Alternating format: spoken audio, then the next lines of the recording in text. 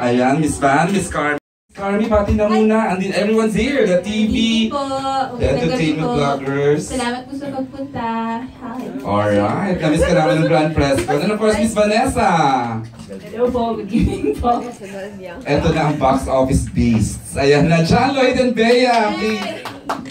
Good evening, thank you, Bert. Okay. Ayun daw. I just got an instruction. We are, papalabas daw po natin. Sorry ha.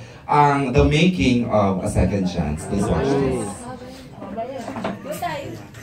38 minutes ang running time. Charles lang. Ang pagkakaproduce. Okay, so at this point, who would like to ask the first question? Me. Wow. Correct. Sige nga.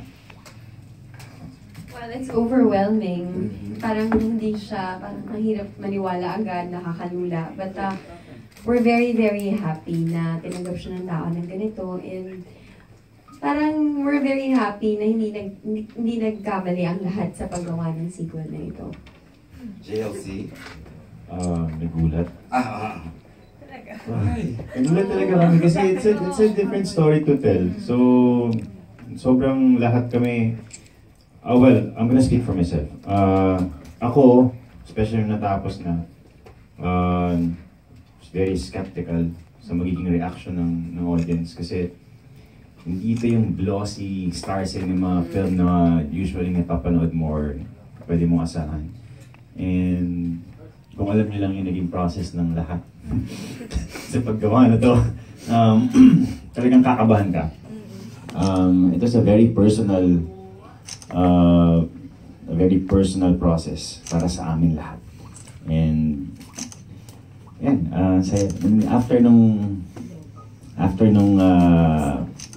takot or gulat, very happy na nagustuhan din yung end product. Siyempre, din naman tayo talaga nakatuon. Okay. That's for John Lloyd and Bea lang, Bernice. Okay. The next question will come from, I think si Jimpy ng pep.ph. Gusto mo nang magtanong? Go ahead, eh. Hello, Bea and John Lloyd. Congrats sa success ng movie. And then Miss Carmi. Hindi kasi po, student ako yung Miss Carmi one time sa workshop. Ma'am. Workshop. Evening, ma'am. Evening po, sir. Ayun po, for Bea and John Lloyd, medyo punta na ako dun sa movie. Pero as you ha, parang halimbawa na maligay kayo sa sitwasyon na ganun din in your married life in the future, would you do the same things that Popoy and Dasha did? Or how would you deal with it?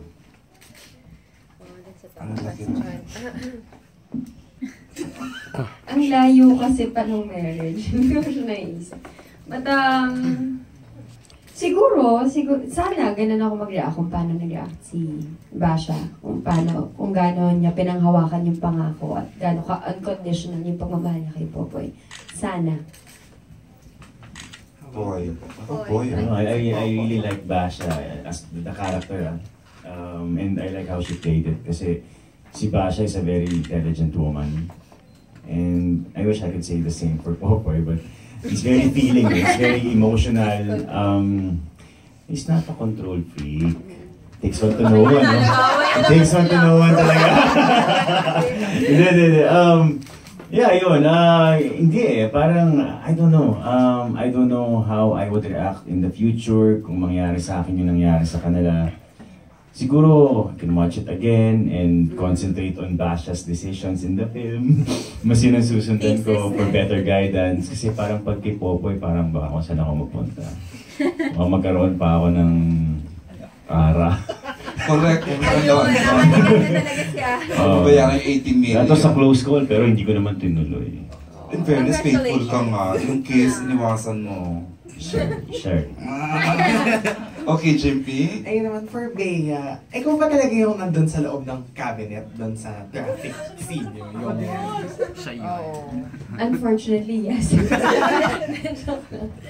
Oo, hindi, binlock ni Direk Cathy yun eh. Medyo mahirap nga kasi nakikita yung undergarment ko.